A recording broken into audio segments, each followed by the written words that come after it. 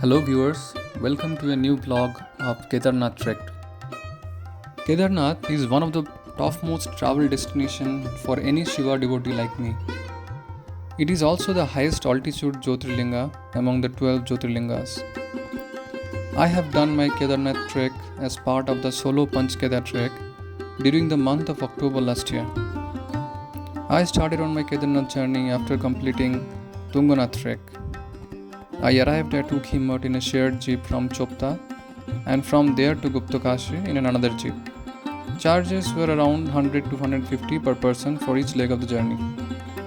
From Guptakashi, I got a bus which was going towards Sonprayag. Fare was around 80 rupees. From Sonprayag, one need to get another jeep to reach Gaurikund, which cost around Rs 30 per person, or one can cover the distance in foot as well. I reached Gaurikund around evening 6 pm, so decided to halt the night over there, since I have already done Tunganath and Chandrashila trek in the morning. After some search, I managed to get a hotel where I paid 1000 rupees for a night stay. Hot water facility was also available in the room.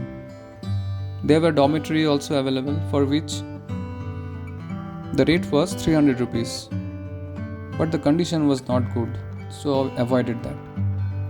Next day early morning around 6 am I got ready for my trek and finished breakfast with aloo paratha and chai. Aloo paratha was rupees 40 per plate and chai was 15 rupees.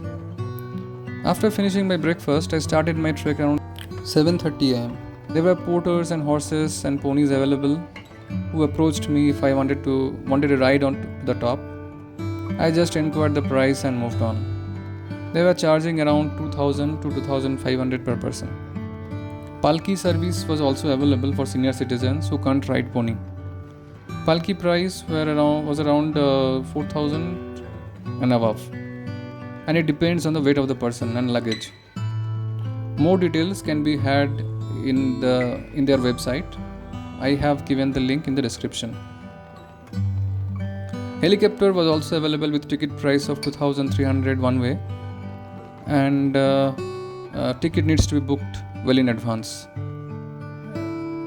Their website link is also given in the description. Along the route, there were many places where pilgrims can take rest, like Bhimbali, Bhedachatti, Rambada, Lincholi, Ghoda Padav, and finally Kedarnath. Ponies go till Ghoda Padav, and after that, pilgrims need to cover the journey in foot, about 1 kilometer till Kedarnath temple. I stopped very little for taking rest on my way and reached Kedarnath in 5.5 hours at 1:10 pm. Around that time, there was very less crowd in the temple and I could visit temple in ease, and I could touch Shiva Lingam with my hands, which is in the form of a bull hump. As per the legend of Panch Kedar, the hump of the bull has fallen in Kedarnath. After visiting the temple, search for hotel began, and I was surprised to see the high prices of our hotels. Almost everybody was charging around 4000 or more for a single night. But 3-4 people can stay there. But I was alone and couldn't get room in GMV and tents since it was fully occupied. Somehow I got another fellow traveler with whom I shared the room and the price. Afternoon, we had a good lunch in a nearby restaurant where the thali was around 200 rupees per plate. After finishing lunch, we took some rest in hotel where I had to take 2 comfort dress to ward off the cold. It was very cold and chilly in Kedarnath, in top of Kedarnath. Evening we went out for the Aarti at the temple, which started around 6:30 pm and went till 7 pm. It was great to watch the sadhus play damru non-stop for half an hour, along with bhajan being played in the background. Next day morning, got ready for darshan around 7 am, but I was surprised to see the huge queue and had to wait till 11 am for my turn to arrive. After the darshan, started my descent to Gaurikund at 11:30 am and reached there by 3:30 pm. So my next destination was Madhmayeshwar, so I went to Guptakashi in a shared taxi from Sonprayag and reached there by 6:30 pm. So there are different places which you can visit around the Kedarnath temple. One among those is Bhairavnath temple, which is located at very short distance from Kedarnath.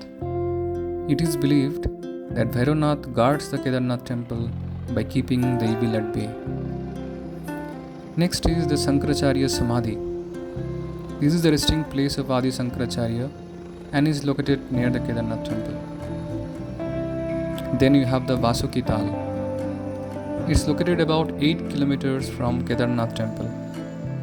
The trekking trail is quite steep and should be done with the help of guides. The Vasuki Tal offers a great view of the Chaukhamba ranges. Then there is an interesting place called the Rudra Meditation Cave. It's located about 1.5 km from the temple. There is an underground cave available for meditation and isolation.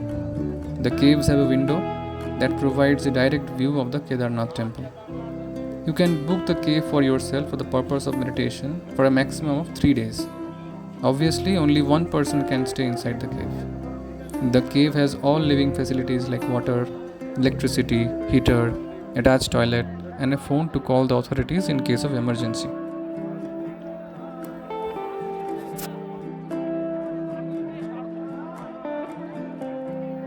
Here are some of the interesting facts about the Kedarnath temple. It is believed that the Kedarnath temple is eternally protected and cannot be harmed. Bhairanathji is the protector of the Kedarnath temple and is known as the Kshetrapal. He is the fiery avatar of Lord Shiva and is known for devastation and destruction. Kedarnath is one of the 12 jyotirlingas of Lord Shiva. It is in fact the highest of all the jyotirlingas in India. After Bhai-Dooj, when the temple is closed, the main deity is brought down to Ukhimat. The head priest of the Kedarnath temple belongs to the Virashaiva community of Karnataka and is known as Raval. However, the head priest of Raval does not conduct the ritual inside the temple, he only gives instruction to his assistants. The temple is said to have been buried under ice for almost 400 years. Just behind the temple is a huge rock known as Sri Divya Bhimshila. It is believed that this stone had protected the temple from the waters of the flood in 2013.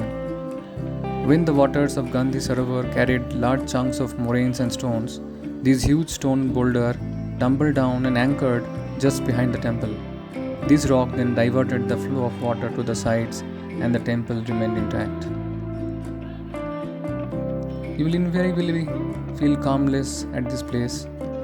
All around the temple you will see many ash-smeared saints and sadhus sitting with a trident or trishul.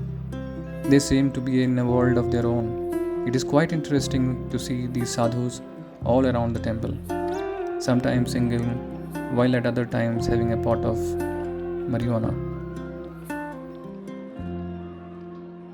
Like others, Kedarnath also has its fair share of mythologies and legends. There are various versions on the origin of the Kedarnath temple.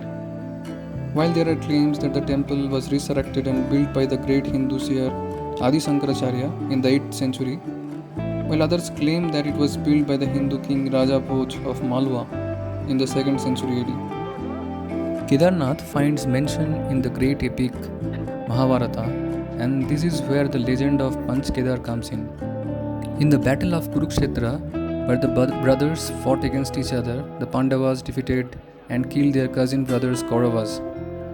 The Pandavas killed their own in the battle and were inflicted by self-remorse and guilt. They decided to ask for forgiveness from Lord Shiva, the master of the universe.